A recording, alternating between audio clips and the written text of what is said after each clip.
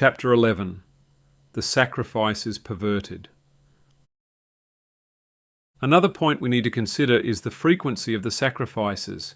In the beginning it says, And it cometh to pass at the end of days, that Cain bringeth from the fruit of the ground a present to Jehovah. And Abel he hath brought, he also, from the female firstlings of his flock, even from their fat ones. And Jehovah looketh unto Abel, and unto his present. Genesis 4, verses 3 and 4, YLT. In commenting on this verse, John Wesley states, In process of time, at the end of days, either at the end of the year when they kept their feast of ingathering, or at the end of the days of the week, the seventh day. Wesley comment on Genesis 4, verse 3. In the context of the tenderness of God and his love for animals, see Jonah 4, verse 11, offering a sacrifice once a year would have made the point clear. Offering a sacrifice every week runs the risk of hardening the heart to the lesson taught. Satan made efforts to destroy the meaning of the sacrifices. The sacrificial system committed to Adam was also perverted by his descendants. Superstition, idolatry, cruelty, and licentiousness corrupted the simple and significant service that God had appointed.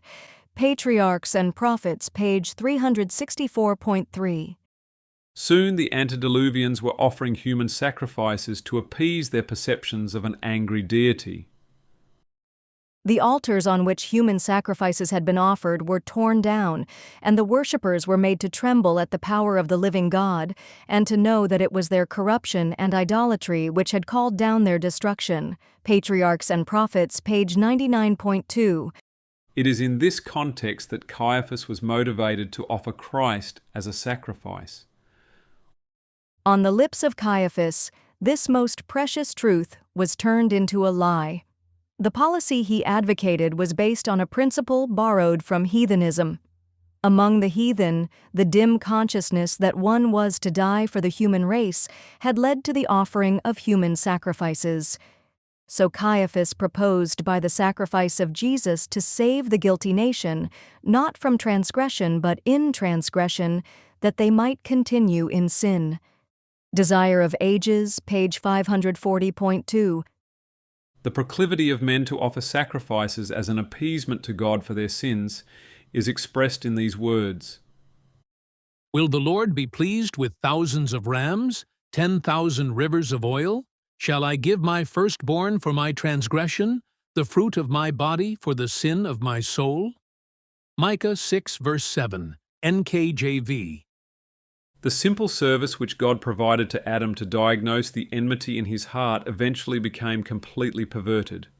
The fact that both the nation of Israel and the heathen came under an influence that moved fathers to slay their own children as a sacrifice echoes the original understanding that God would offer his Son to us to sacrifice to satisfy our perceptions of justice. But this was twisted into the idea that God the Father would slay his own Son to satisfy his offended justice.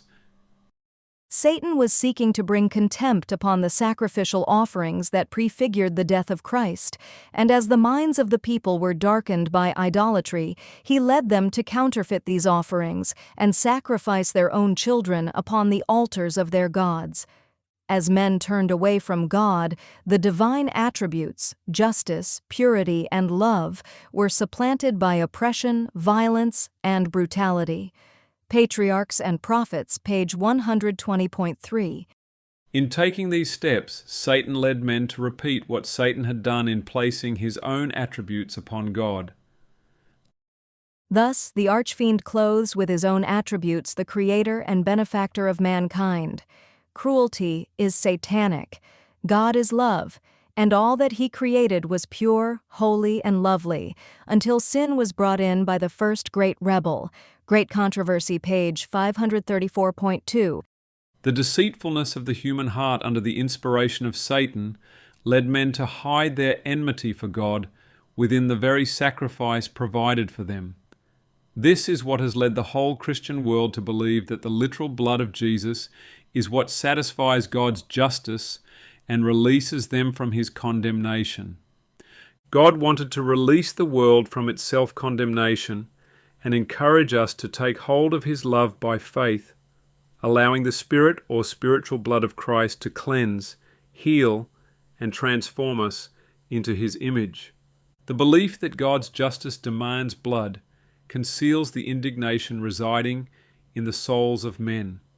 It is an indignation that aims to destroy the Son of God while professing love and reverence for him. This indignation, groomed in the temples of paganism, would eventually find its supreme manifestation in the transgression of desolation, the papacy, as described in Daniel 8,